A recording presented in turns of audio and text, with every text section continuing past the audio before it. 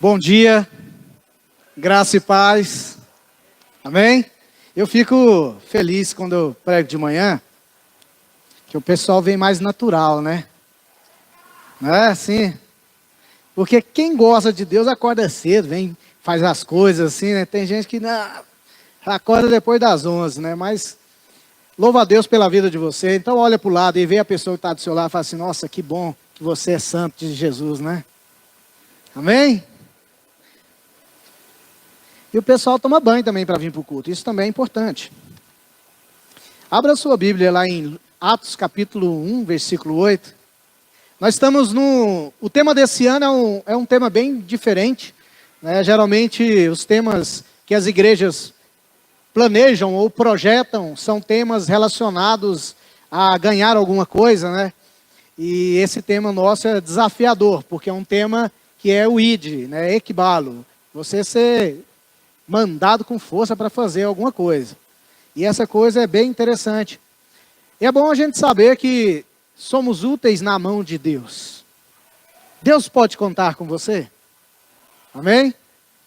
Eu estava assistindo um filme, depois eu conto, peraí, vamos orar aqui primeiro, que eu quero que Deus fale com você de uma maneira que você nunca ouviu Deus falar.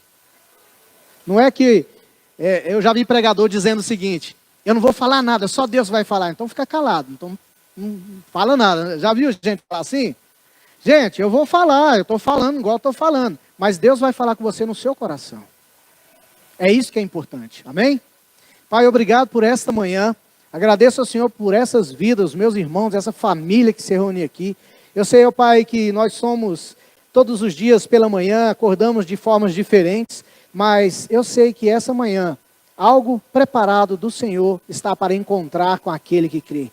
E eu sei que o Senhor vai visitar vidas aqui, vai destravar pessoas que estão, Pai, de uma forma presas, porque a Tua palavra vem trazer libertação. Em nome de Jesus, agradeço ao Senhor pela oportunidade de estarmos aqui reunidos e louvo o Teu nome, porque o Senhor é o único digno de ser adorado em nome de Jesus.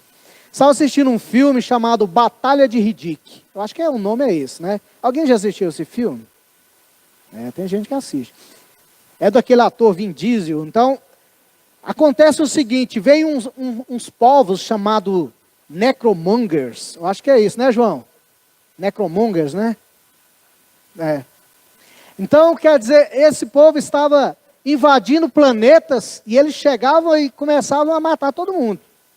E aqueles que eles não matavam, eles falavam, agora vocês têm que converter a nossa vida, a nossa religião.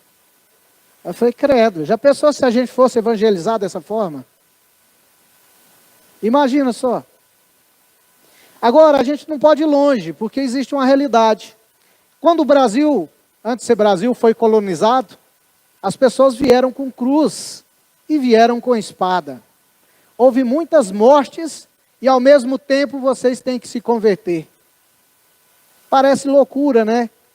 Uma pregação dessa que você usa a força para convencer as pessoas para que elas possam aceitar Jesus. Na verdade, era aceitar a religião e não Jesus. Só que Deus tem algo diferente para nós. Atos capítulo 1, versículo 8 diz o seguinte: mas vocês receberão poder ao descer sobre vocês o Espírito Santo, e serão minhas testemunhas em toda a Judéia, como em toda Jerusalém, em toda a Judéia, Samaria e até os confins da terra.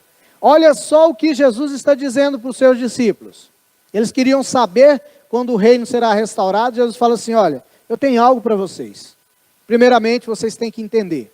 Vocês vão ser minhas testemunhas assim que vocês receberem o poder do Espírito Santo. Eu pergunto a você nessa manhã, a pregação do Evangelho, ela é feita no poder da carne ou do Espírito? Quem acredita que é no poder do Espírito? Levanta a mão. Então, os dois exemplos que eu dei aqui para vocês, eles representam a pregação no poder da carne. Porque é pela força, pela vontade humana. Mas a pregação do Evangelho, ela é feita em amor e não em violência. Ela é feita no poder do Espírito Santo e não no poder das pessoas. Muitas pessoas dizem assim, pastor, mas quando a gente fala sobre evangelismo, quando a gente fala sobre ir e falar de Jesus para as pessoas, existem várias dificuldades. A primeira dificuldade que temos é que nós somos tímidos. Eu tenho vergonha. Eu não sei falar com as pessoas. A segunda é que eu não tenho conhecimento suficiente para pregar a palavra de Deus para as pessoas. Alguém já ouviu alguém dizer isso? Alguém já pensou assim? E o interessante é que isso torna-se um obstáculo intransponível, porque a pessoa que é tímida e vergonhosa, ela sempre vai usar esse argumento para não fazer as coisas. Ela sempre vai fugir disso. E a segunda, muitas vezes a pessoa tem preguiça e nem interesse de se preparar para falar a palavra de Deus. Uma realidade que eu quero dizer para você é o seguinte, nem todo mundo vai chegar e pregar a palavra num púlpito, numa igreja, num evento, numa palestra, alguma coisa assim.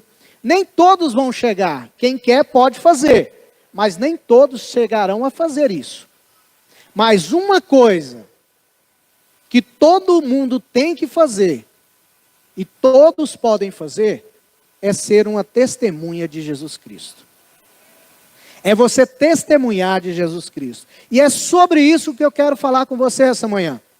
Nós somos indesculpáveis se nós ficarmos calados, se recebermos alguma coisa de Deus. Eu fico imaginando, quando eu me converti, eu ficava doidinho para ver aqueles testemunhos de pessoas que eram totalmente terríveis. A pessoa era ex-traficante, assassino, ele fazia várias atrocidades, matava, levou tiro, facada, só faltava chegar só a perna ou um pedaço do braço para pregar. Quando maior a coisa horrível que ele fazia, maior é o testemunho, e mais envolvente, mais enriquecedor era a história dele. Quem já viu testemunhos terríveis? Não, o cara acordou no necrotério, né? Chegou lá no ML, ele levantou, falou, o que eu estou fazendo aqui? A gente fica, nossa, que milagre, que poder de Deus, né? Esse aí tem uma história de transformação para contar. Sim, a gente vê muito isso. E isso é impactante, não é verdade? E como seria o nosso testemunho em relação à nossa vida para as pessoas?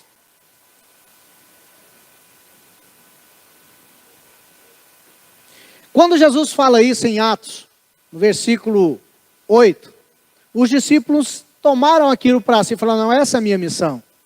Eles ficaram em Jerusalém, esperaram a descida do Espírito Santo, e quando ele veio, eles ficaram cheios do Espírito, e eles começaram a testemunhar de Jesus. A primeira coisa que aconteceu, as pessoas falaram, esse povo está bêbado, hora dessa, era mais ou menos às 9 horas da manhã, eles estão bêbados, e Pedro levanta, cheio do Espírito, e fala assim, não tem ninguém bêbado aqui não, isso aqui que está acontecendo é o cumprimento de uma profecia. Porque todo mundo estava falando em línguas que nem conheciam. Línguas humanas que nem conheciam. E falavam das grandezas de Deus. E Pedro, ele faz um sermão, de maneira que as pessoas ficam assim, e aí, o que nós vamos fazer agora? E Pedro fala, vocês têm que arrepender e serem batizados e receber o dom do Espírito. Tremendo isso, né? E naquela pregação, houve um acréscimo de quase 3.000 pessoas. Em Atos, no capítulo 4, no versículo 20, os apóstolos continuaram a pregar e diz assim, pois não podemos deixar de falar das coisas que vimos e ouvimos. Uma testemunha, ela só pode testemunhar daquilo que ela viu ou ouviu. Quando você é convocado para ser testemunha de algum fato, uma vez alguém chegou e falou assim, olha, nós temos uma sindicância e você vai ser uma das testemunhas. Você vai ter que falar o ocorrido. E a pessoa faz as perguntas e você responde. Ocorreu que alguém vendeu um álcool para alguém e alguém foi, bebeu o álcool e morreu. Aí queria saber, você estava no dia do serviço tal, estava. Você viu o acontecido? Não vi. Você sabe do acontecido? Sei, porque está um bafafá aqui. Mas você viu? Você sabe quem foi? Eu falei, não sei, não vi. E na verdade eu não menti, porque uma testemunha verdadeira, ela só pode falar aquilo que viu. E eu viu. Eu não poderia inventar. Eu poderia falar assim, eu penso ser o fulano. Eu estaria mentindo, não seria uma testemunha verdadeira. Imagino que é o Beltrano porque aquele bicho é ruim. Não, eu não posso. Uma testemunha, ela só pode falar a verdade. Alguém falou assim, olha, teve um acidente ali. Você estava no local? Estava. Fala o que aconteceu. O carro foi e bateu. Você viu o carro batendo? Não, não vi. Então você não é testemunha. Você viu o acidente após o acontecido. Agora, quem é testemunha é aquele. Não, eu vi o carro vermelho, ele foi passando, chegou, estava correndo demais. Eu falei assim, meu Deus, esse cara não frear, ele vai bater. E bateu. Aí você foi uma testemunha, você viu acontecer. Então, no caso de testemunha aqui, os discípulos, eles viram Jesus, eles ouviram Jesus, eles testemunharam de vários ocorridos no ministério de Jesus, pessoas sendo curadas, pessoas sendo ressuscitadas, pessoas sendo libertas do diabo, pessoas sendo ensinadas, pessoas aglomerando em volta de Jesus, comeram coisas que nem tinha recursos para comer, andaram sobre as águas, viram pescas maravilhosas, pescaram um peixe e lá dentro tinha dinheiro para pagar imposto. Gente, os discípulos viram coisas assim, falam assim, eu só posso relatar isso nos evangelhos daquilo que eu vi. Agora a pergunta é, eu não estava lá com Jesus. Eu não ouvi Jesus pregando naquele lugar. Eu não vi nenhum milagre que Jesus fez ali. O que me torna uma testemunha de Jesus? O que torna você uma pessoa que pode falar assim, olha, Jesus fez algo em mim. Eu sou testemunha de Jesus porque Ele me salvou. Eu encontrei uma paz que o mundo nunca pôde me dar. Eu estou falando de mim. Eu tenho uma paz. Eu ia dormir todas as noites, eu ficava rolando na cama e falava assim, meu Deus, parece que falta alguma coisa. Eu falava até para Deus, sem conhecer a Deus. Deus, está faltando alguma coisa. O dia que eu me converti, aquilo que faltava, eu percebi que era Deus. Essa é uma convicção pessoal. Eu tenho uma experiência de que Deus me libertou de vício. Eu testifico para as pessoas que eu fui liberto de álcool, fui liberto de ser uma pessoa violenta. Até certa vez a minha mãe falou para mim assim, meu filho, mas você fica demais na igreja. Eu falei, amém, mãe. A senhora gostaria que eu ficasse nos bares como eu ficaria? Como eu ficava? Ela disse. Ela não falou nada, só riu, né? Qual que você prefere? Isso é uma prova de transformação. Eu tenho testemunho, eu posso testemunhar de Jesus que Ele cura. Ele já me curou. Eu já tive cura de Deus, cura até simples. Eu estava com um dedo que fazia assim, ele aí ficava assim, igual mecânico. Aí fazia assim, ele voltava. Já viu isso aí? Aí eu falei, Senhor, eu ouvi uma palavra sobre fé. Eu falei, Senhor, eu creio que meu dedo vai voltar normal. E não voltava. Mas eu creio. No outro dia ele normal. Curado. Isso eu já tinha uns dias que estava acontecendo. Eu tomei remédio? Não. Eu fiz fisioterapia? Não. Não que isso não é necessário. Mas eu criei e aconteceu. Eu já fui curado imediatamente de uma gripe, assim, ó. A febre foi embora, a dor foi embora, aquele mal-estar foi embora.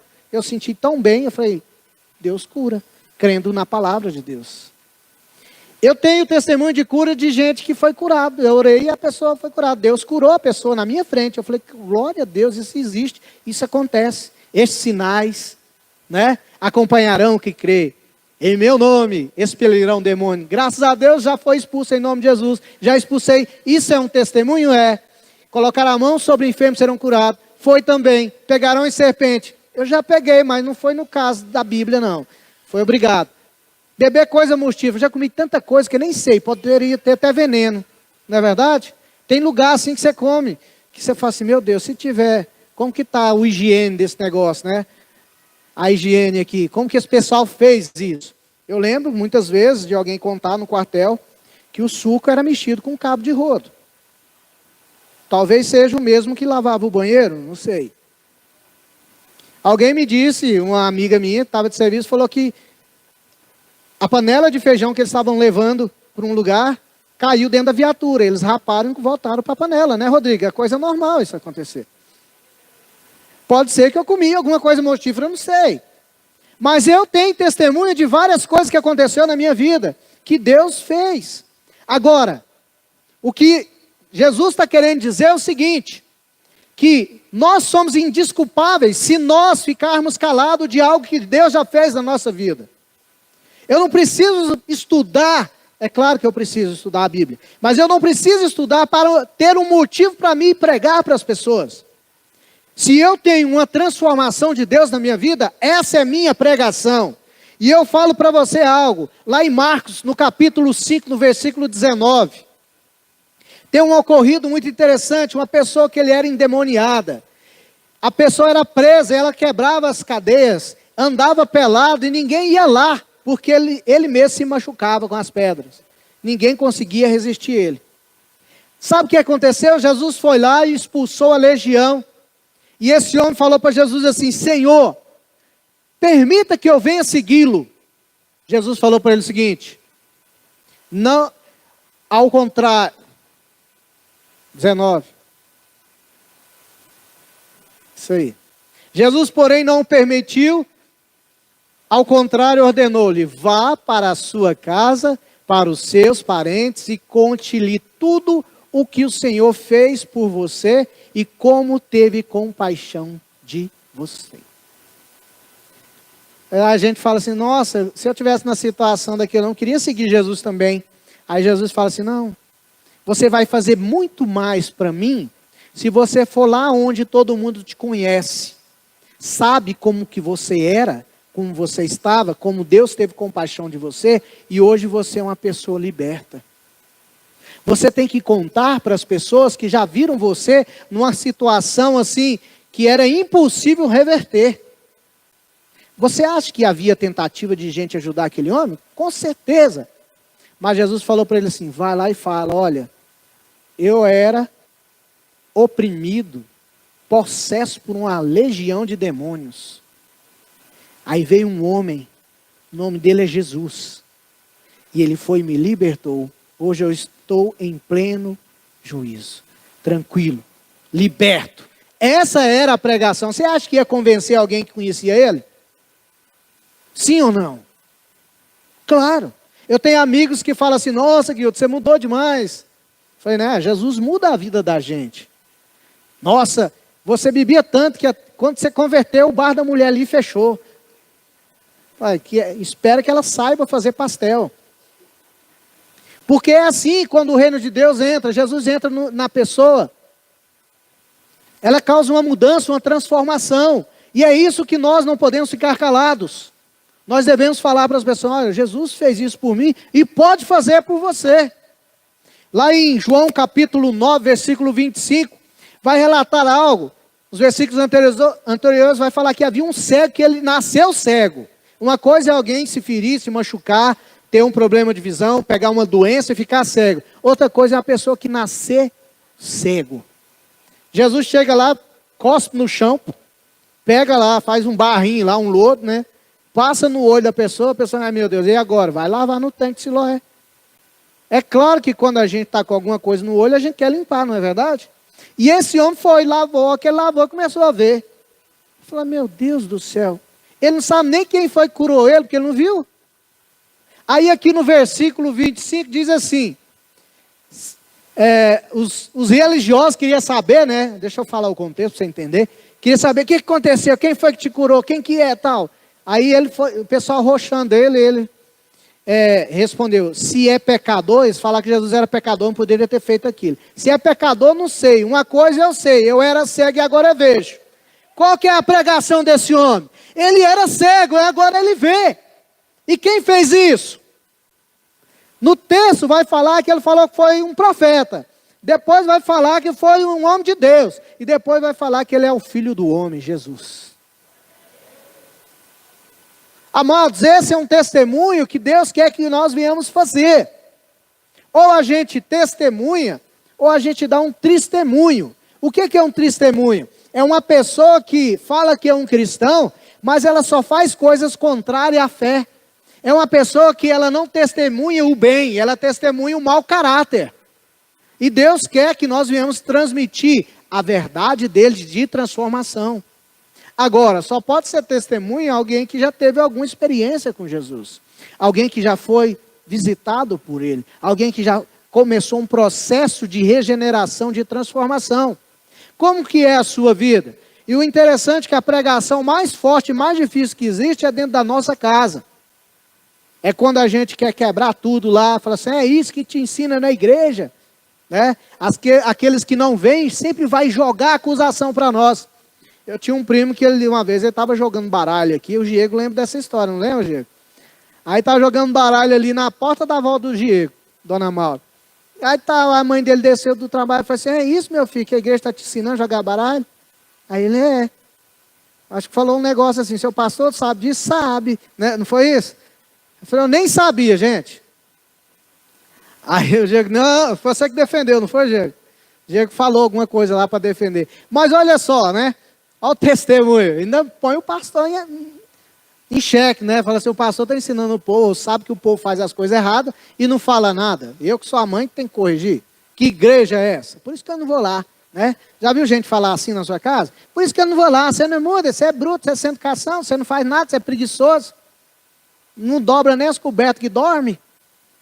Não leva nem um prato que come na pia. Sei lá qual que é o testemunho que a gente dá de errado aí, né? O testemunho.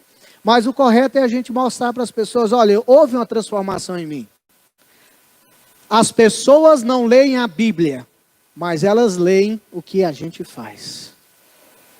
Tem gente que fica assistindo o Big Brother vendo a vida dos outros.